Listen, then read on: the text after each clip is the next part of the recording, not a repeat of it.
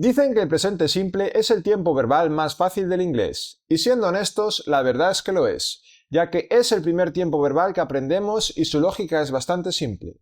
Pero entonces, ¿por qué la gran mayoría de los estudiantes sigue tropezándose una y otra vez al formar la tercera persona del singular? ¿O por qué dudan a la hora de formular sus preguntas en negativo? Muy bien, pues en este vídeo no solo responderemos a esas preguntas de forma definitiva, sino que además vamos a ver cómo se forma exactamente el presente simple en inglés con todo el máximo detalle, para que nunca más tengas que ver ningún otro vídeo o consultar otros apuntes. ¡Comenzamos!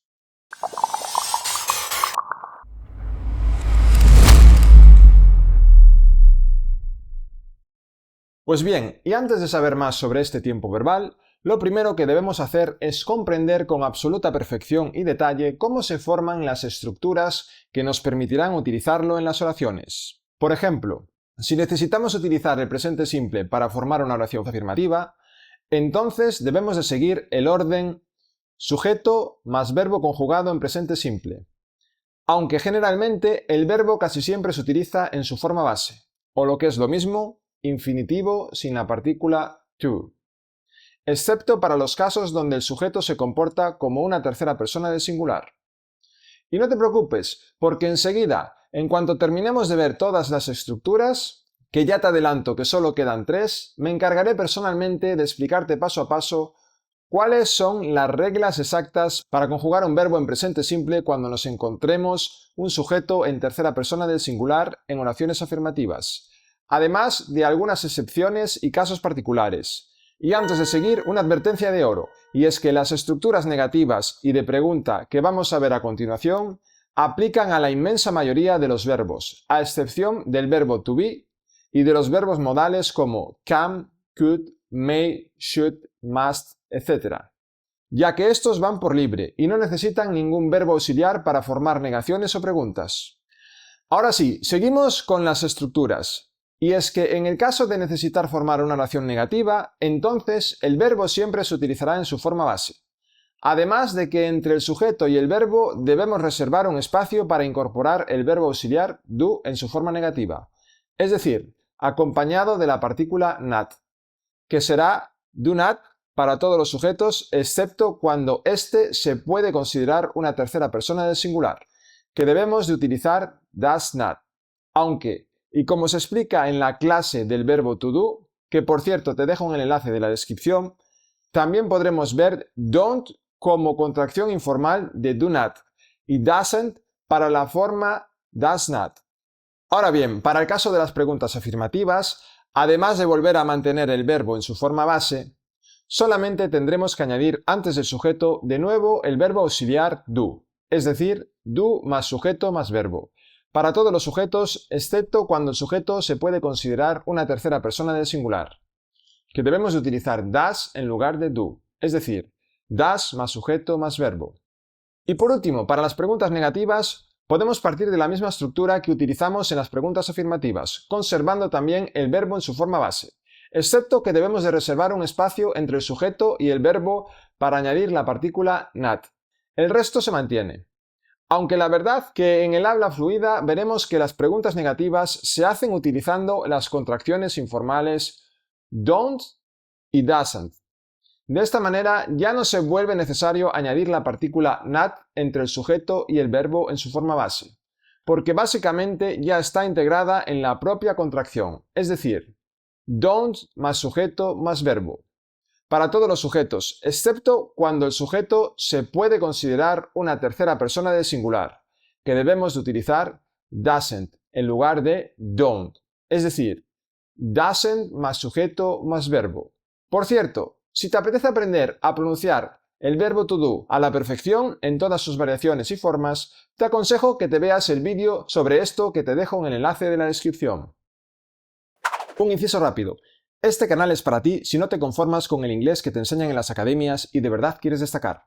Así que, aunque no te voy a pedir que te suscribas, si todavía no estás suscrito, puedes darle al botón de suscribirte para no perderte todo lo que viene y así no quedarte atrás. ¡Seguimos!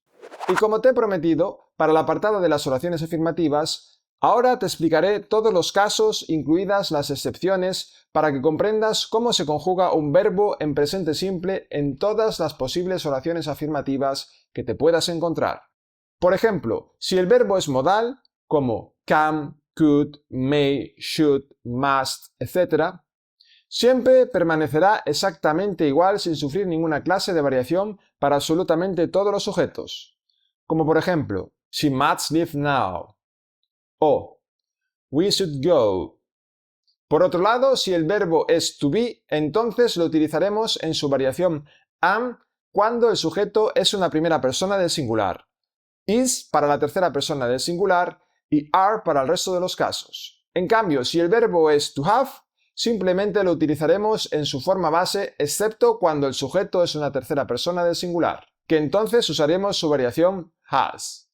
Ahora bien, para el resto de los casos utilizaremos el verbo en su forma base, excepto cuando el sujeto sea una tercera persona del singular, porque el verbo debe de terminar en la letra S, aunque en realidad no siempre basta con añadir una S al final del verbo en su forma base, sino que dependerá de la terminación del propio verbo. Por ejemplo, en los verbos terminados en la letra O se le añade ES, como por ejemplo para go tendríamos goes. Sin embargo, para los verbos terminados en la letra consonante más Y, se debe de sustituir la Y por una I latina y añadir ES, como por ejemplo para cry tendríamos cries. En cambio, si antes de la Y tenemos una letra vocal, entonces simplemente se añade una S después de la Y, como por ejemplo para play tendríamos plays.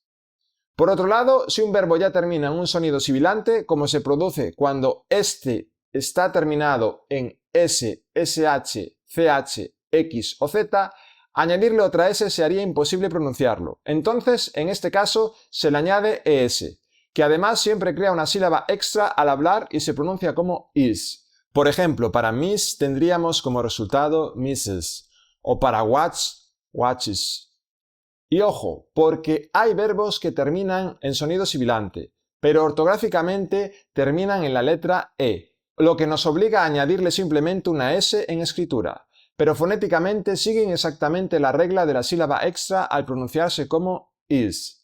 Por ejemplo, para dance sería dances, o para change tendríamos changes. En el resto de los casos, aplicaríamos la regla general de añadir simplemente una S al final de la forma base, como por ejemplo, para work, works, o para eat, eats. Y para facilitarte la vida en cuanto a saber cómo se pronuncian estos añadidos para formar la tercera persona del singular, quédate con las siguientes tres reglas. Primero, y como ya hemos visto, si creamos una sílaba extra al añadir ES, siempre se pronunciará como el sonido is. La segunda posibilidad es al añadir una S al final. En este caso, siempre se pronunciará como el sonido IPA S-sound. Si el verbo termina en un sonido consonántico sordo, es decir, un sonido consonántico donde no vibran las cuerdas vocales. En cambio, para todo lo demás, esa S del final pasa a pronunciarse como el sonido IPA Z-sound. Que por cierto, si quieres saber cuáles son todos los sonidos consonánticos sordos, mírate el vídeo que te dejo en el enlace de la descripción. Y por último, una nota de experto, y es que a pesar de todo esto, solo existen dos casos donde debemos duplicar la consonante final de un verbo antes de añadir ES, y es para el caso de quiz, que sería quizzes, y para el caso de whiz, whizzes. Y la gran noticia es que para el resto de casos, en el presente simple, jamás vamos a tener que rompernos la cabeza pensando si se duplica una letra o no en posición final antes de añadir ES. Y hasta aquí con todo lo que tienes que saber a la hora de formar y conjugar el tiempo verbal presente simple en inglés, al igual que lo hacen los nativos más expertos. Y por cierto, si quieres dominar este tiempo verbal por completo, te recomiendo que te veas también el vídeo con todos los casos de uso del presente simple que te dejo en el enlace de la descripción de este vídeo. O simplemente quédate hasta el final y haz clic en el vídeo que se te va a mostrar como sugerencia. Y para finalizar, y solo si te ha gustado este vídeo, puedes ayudar a hacer que esta comunidad crezca y llegue a más personas dándole a me gusta, suscribiéndote al canal y activando la campanita. De este modo te aseguro que no te perderás ninguna novedad para poder seguir avanzando con tu inglés día a día. Asimismo recuerda que puedes dejar tu comentario, Me encantará saber qué piensas sobre este vídeo. Muchas gracias y hasta pronto.